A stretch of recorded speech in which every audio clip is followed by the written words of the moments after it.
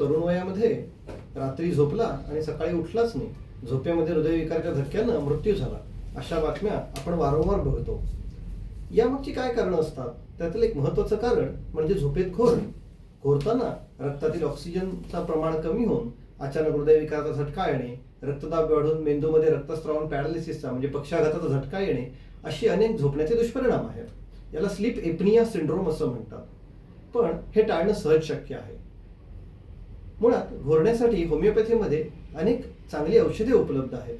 या औषधोपचारांच्या सहाय्याने आपण घोरणे बरे करू शकतो. व आपल्या माधव क्लिनिकमध्ये स्लीप स्टडी ही झोपण्याची एक अत्याधुनिक तपासणी उपलब्ध आहे. या तपासणीच्या सहाय्याने आपण झोपेमध्ये रक्तातील कमी होणारा ऑक्सिजन, हृदयाच्या ठोक्यांची अनियमितता यांचा अभ्यास करतो व त्याप्रमाणे औषधं देऊन आपण पुढचे सगळे धोके टाळू शकतो. तर अधिक माहितीसाठी आजच होमिओपॅथिक माधव क्लिनिकला भेट द्या.